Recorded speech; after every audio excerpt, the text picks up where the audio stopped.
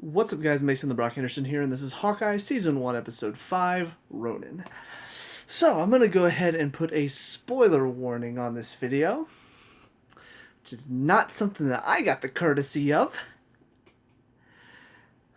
Now, granted, I did work on this project, so there are some things that are spoiled for me because of the fact that I worked on it. However, the one thing that wasn't spoiled that was this morning, it's Thursday, the day after. And I wake up this morning and I scroll, and my youth pastor from when I was a kid decided to post Kingpin, finally! At first I assumed, since, today I think is technically the release day for Spider-Man, I kind of thought that he had, gone and seen an early preview or something, and somehow saw Kingpin in that, and I was like, cool, just had a Spider-Man spoiler ruined for me, which everybody's talking about, no Spider-Man spoilers, but apparently people also need to be saying no Hawkeye spoilers either, because I unfortunately knew that Kingpin was, and it really hit me about halfway through the day. I started thinking, it was actually shortly after I did my review for the third and fourth episodes, it started to hit me. I was like, wait a minute, they're talking about this uncle, and he's like this huge crime lord, and we don't really know who it is yet. And then it started to hit me. I'm like, wait a minute, because only critics should have seen Spider-Man by now. So I wonder if the Kingpin spoiler is actually referring to Hawkeye. And then sure enough, they start talking about him more in this episode. Like, the big guy's gonna get involved. I'm like, oh great, I do know that Kingpin's gonna be in this show now. Cool. So I mean, it's cool, but there's that side of me that I hate getting spoiled for anything. Like, it's frustrating, especially for something like this where, try to avoid them the best you can, but whenever somebody just throws it out there the morning after the show, it is kind of like, okay, good lord. But anyways, talk about that in a second. First of all, as far as this episode as a whole, pretty interesting. It is focused mainly on Ronin. We get to see Hawkeye sort of dealing with that a bit more, talking to Laura about it at one point, showing Maya who he really is, who Ronin really is. And then on top of that, you've also got Yelena being more involved. We get to see what happened for her during the snap.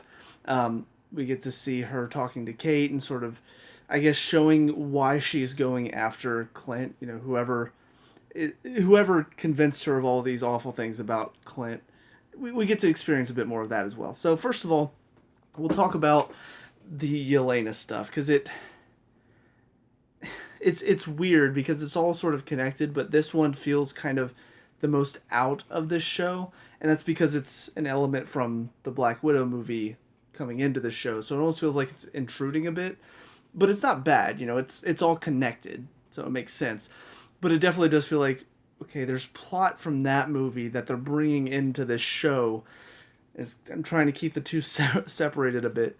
But yeah, we see, for the snap, she was one of the ones snapped away. Really cool transition effect, too. She's washing her hands, and literally the water goes through, and she turns to dust. And then we see her recomplete after the snap is reversed, and the whole building around her, the room around her, changes in an instant. I'm like, that's pretty cool to get to experience that sort of moment of you're gone and then you're right back where you were. So that was pretty cool.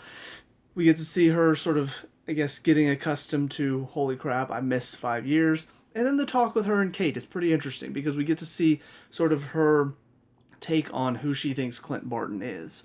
And whether it's a lie, whether she's making a lot of references to what he did as Ronin, I'm not really sure.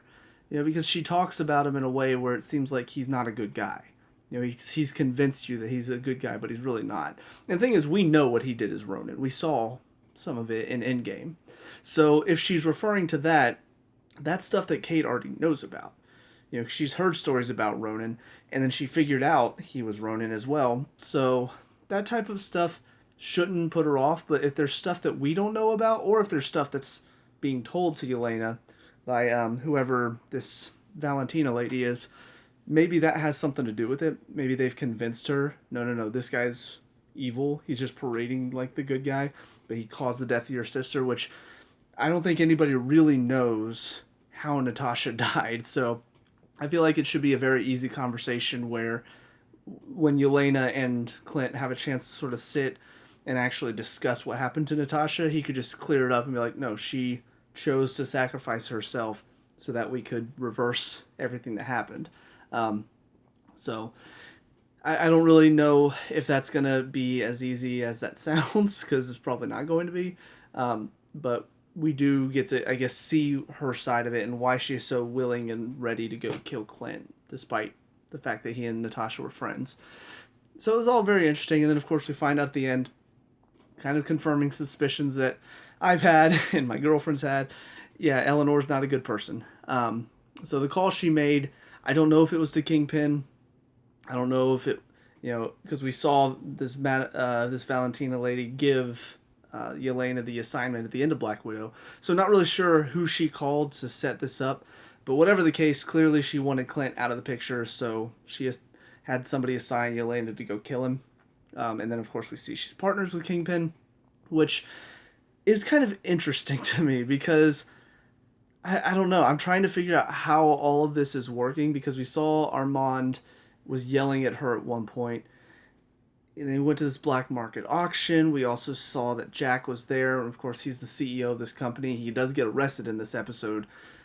So he says he's being framed, but do we know for sure that he's being framed? I don't know. There's a lot of moving pieces that I hope they clear up a bit in the final episode. Maybe. It just feels like they're really setting up for, okay, we've got all of these different things. Let's all bring it together in the final episode. I hope. Because I don't really know how Armand connects to Kingpin, connects to Jack, connects to Eleanor, connects to the tracksuits and Maya.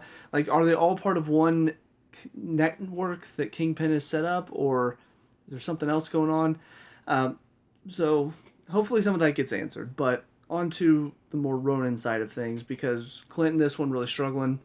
I really like the dilemma that he's dealing with. Because Yelena accuses him of he's just trying to basically guard his reputation, which we know Clint, he honestly doesn't want much of a reputation. I honestly think it's just down to he doesn't want Ronin's name to be brought up, because he's worried that Kingpin will kind of, what's the word I'm looking for?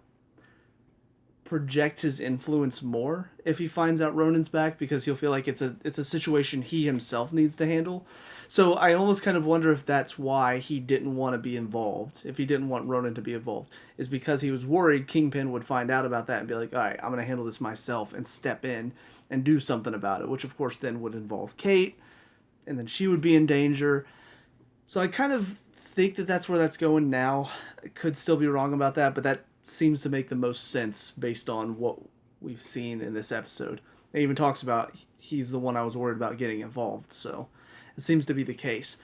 But yeah, everything to do with him basically tracking down Maya and her gang and kind of basically revealing the truth to her, because yes, he did kill her father, and yes, what he did as Ronin was despicable. However, he reveals, yes, I did that, but it's your boss that betrayed you. Your boss was using you just like he used me to basically get what he wants.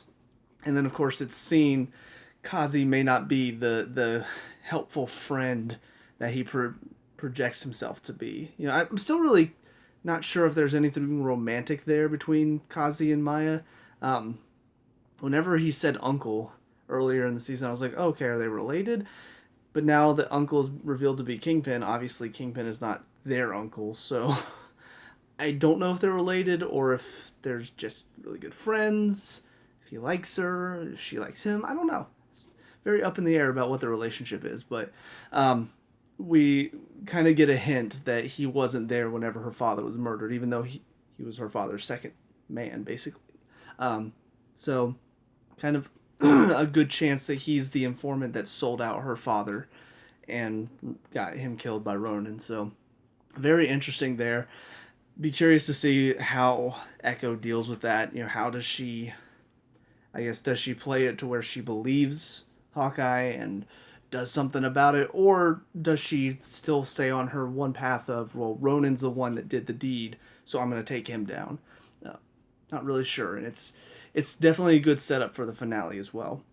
But on to the Kingpin, because now this is all one big mess of a bunch of circumstances coming together, because there's so much going on between. You've got Ronin coming into the picture, you've got Hawkeye dealing with that, and then you've got the tracksuits trying to track down Ronin. Whatever this watch is that they're doing, that they're trying to figure out whose it is, still don't know what that's about. They talked about it a little bit in this episode, but they still don't really bring up this is what the watch is about. So that's a question that still has to be answered. Now you've got obviously Kate dealing with her mother and Jack and how they play into all of this stuff with Kingpin. Kingpin's involved now. It's just so much. Yelena, it's a lot going on. So hopefully they can keep it short, sweet, compact into one nice episode for the finale.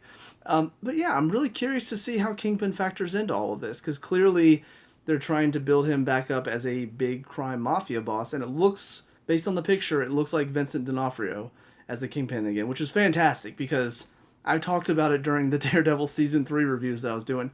He's phenomenal. Everybody in that show, from Vincent D'Onofrio to Charlie Cox to Deborah Ann Wall, what is Foggy's actor's name? I want to say Nelson? No, Foggy Nelson is his name, isn't it? I don't know.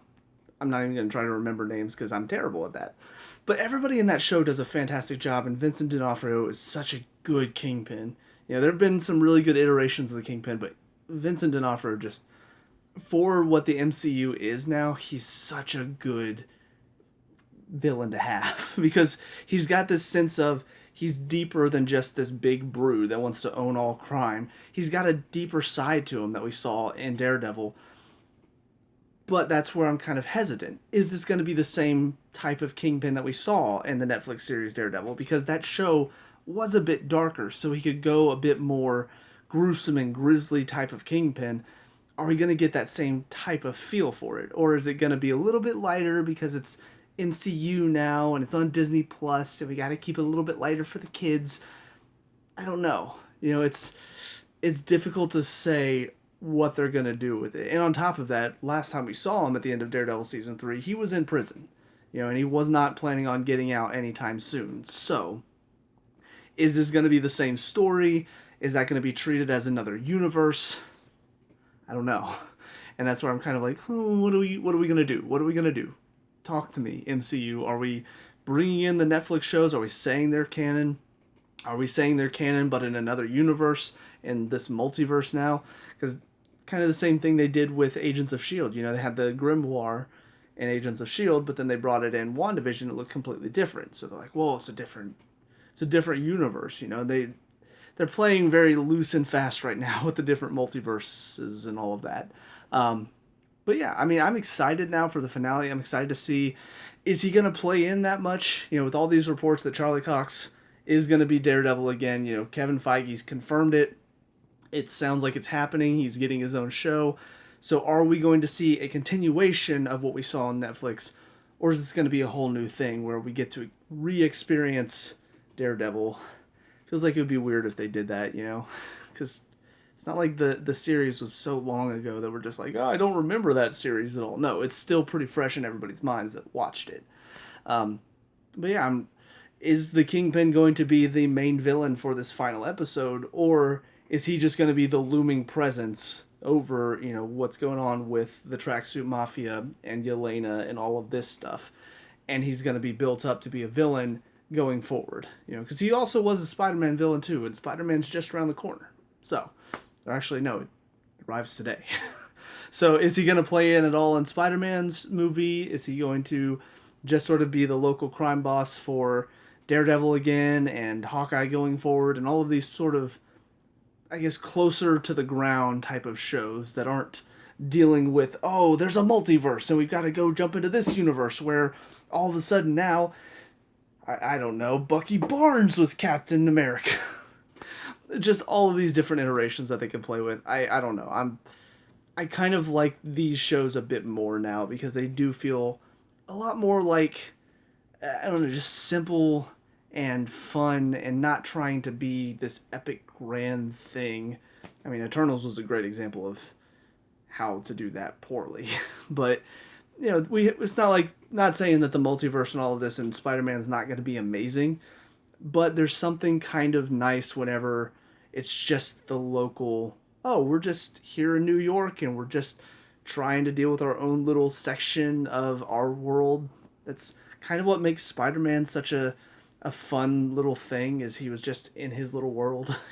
Not trying to do something epic and grand. He's just trying to stop the Vulture because Vulture's trying to steal some of Tony's stuff, and also it's his date's girl, or his date's father. It just felt much more localized and much more neat and kind of, I don't know, simple and fun, I guess is the best way to put it. So, yeah. All in all, though, I'm excited for the final episode. Looking forward to it, and then also looking forward to how Spider-Man's going to play out, because early reports are that it's great. I hope I don't hear any spoilers before I go see it. But it's the internet, so I'm probably going to see something. But anyways, with all that being said, let me know what you guys think about this episode. What were your thoughts? Let me know. We can talk and discuss all that good stuff. Leave a like and subscribe. Future Hawkeye and Marvel reviews. And I'll see you guys at the final episode. Peace out.